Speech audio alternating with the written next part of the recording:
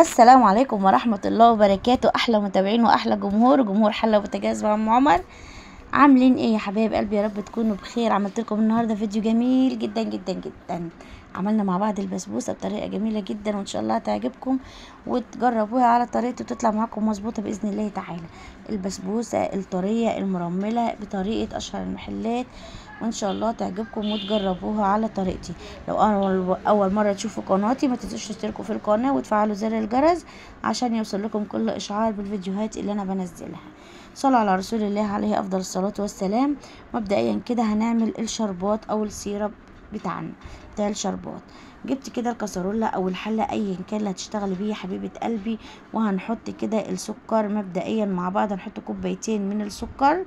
طبعا عايزه اقولك على نصيحه برضو كويسه، سكر الشربات او السيرب اللي هتعمليه للحلويات لازم يكون السكر الابيض الفاتح، ما ينفعش تعمليه بسكر غامق علشان هيغمق لك نوع الحلويات اللي هتعمليه. تمام. حطيت عليه كوبايه وربع من الميه على كوبايتين من السكر، وهديهم عصره ليمونه، وبعدين هرفعهم على نار متوسطه. طبعا بعد ما بقلب كده السيرب مع بعضه كده الاول هقلب السكر مع الميه مع النص ليمونه وهقلبهم مع بعض، وبعدين هرفعهم على النار على نار متوسطه. هيفضل معانا على النار حوالي من 10-15 دقيقه لحد ما تختبريه تعملوا له التست كده.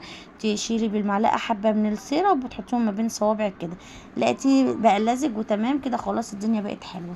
طبعا سيرب البسبوسه بتاعتنا لازم يكون سخن، والبسبوسه كمان تكون سخنه، فدي من اهم الخطوات او من انجح الخطوات اللي انت لازم تعمليها.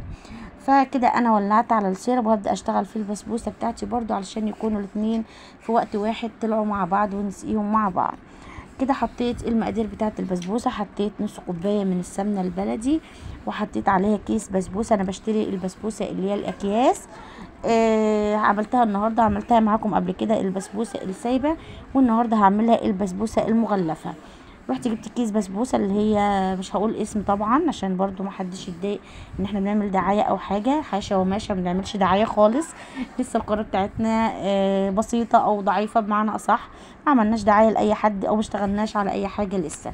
فطبعا بنفسكم وبدعمكم ليا ان شاء الله نوصل لمكانه ترضينا وترضيكم باذن الله تعالى، والقناه بتاعتنا تقدر توصل لمكانه احسن من كده بكتير كتير. حطيت انا النص كوبايه من السمنه البلدي، وحطيت عليها كيس البسبوسه، وكمان عليها علبه من الزبادي البلدي، وكمان رشه بسيطه جدا من البيكنج باودر. قلبت كل المكونات مع بعضها، ما بنعجنش يا بنات، يا دوبك بس نلم العجينه كده علشان البسبوسه بالذات مش بتحب العجن، تلاقيها كده معضمت معاكي لو عجنتيها. لمينا العجينه بتاعتنا ومعانا الصينيه دهنينها دهنه من السمنه او الزبده، وبعدين ننزل بقى بالخليط يا حبنات على الصينيه بتاعتنا زي ما قلت لكم اللي دهنينها زبده او سمنه. بعد كده بفرد بقى العجينه بتاعت البسبوسه زي ما انتم شايفين كده في الصينيه. زي ما قلت لكم المرحله دي كلها ما بتكملش 5 دقايق على بعض، وفي الوقت دوت بكون مولعه الفرن طبعا على درجه حراره 180، وبدخلها على الشبكه كده في النص لحد ما تبدا الاحرف بتاعتها تتحمر وتاخد لون كده. خلاص اتاكدتي ان هي استوت تماما، تبداي بقى ايه تشغلي لها الشوايه وتطلع معانا اللهم بارك اللون الجميل دوت. في الوقت دوت يا بنات بيكون الشربات سخن والبسبوسه سخنه والدنيا تمام، بس ايه الشربات كده خلاص زي ما انتم شايفين كده البسبوسه بتتشرب الشربات اهو تماما. اللهم بارك جميله جدا. طريقتها سهله وبسيطه وممتازه. ونسيت اقول لكم على حاجه مهمه جدا، ان السيرب او الشربات وقت ما بيستوي خلاص بنبدا نضيف له كيس من الفانيليا، لو الفانيليا اللي هي الاكياس، لو فانيليا سايله هتضيفي نص معلقه صغيره عشان بتبقى قويه شويه عن الفانيليا الاكياس. ضفنا البسبوسه القمر بتاعتنا اللهم بارك.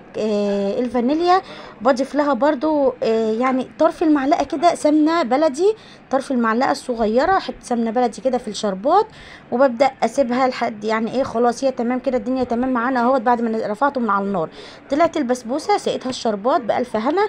ببدا اردها تاني في الفرن هو طافي، خدوا بالكم علشان تكون طريه كده وشها طري ما تكونش ناشفه، لانك لو سبتيها على الرخامه هتنشف وهتحسيها جامده شويه. فبعد ما بنسقيها الشربات بندخلها الفرن تاني وهو طافي. تمام. قيمه 10 دقايق بنطلع البسبوسه المرمله الجميله القمر بتاعتنا دي، اللهم بارك عليها. ونبدا بقى نقطعها كده قطع زي ما انتوا حابين، قطع صغيره قطع كبيره.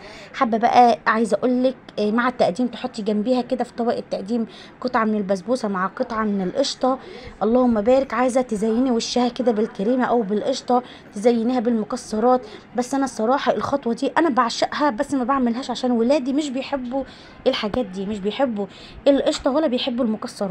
فانا بضطر ان انا اعملها ساده بالشكل اللي انتوا شايفينه دوت. لو انا حابه اعمل بقى، او انتوا حابين تعملوا زي ما انا بقول لكم عادي، مفيش مشكله. لو انتوا حابين تعملوا كده بالف هنا حبايب قلب على قلوبكم، وان شاء الله تعملوا احسن مني بكتير. وصفه البسبوسه بطريقه جميله جدا، ان شاء الله هتعجبكم. لو انتوا اول مره تشوفي قناتي ما تنسوش تشتركوا في القناه وتفعلوا زر الجرس عشان يوصلكم كل ما هو جديد من فيديوهات انا بقدمها في القناه بتاعتي. قناتي حله وبوتاجاز مع ام عمر. اتشرف بانضمامكم للقناه بتاعتي. احلى متابعين حبايبي الكرام، دعوه حلوه من القلب لام عمر علشان القناه بتاعتنا تقدر توصل لمكانه ترضيني وترضيكم باذن الله تعالى. اترككم في رعايه الله وحفظه. السلام عليكم ورحمه الله وبركاته.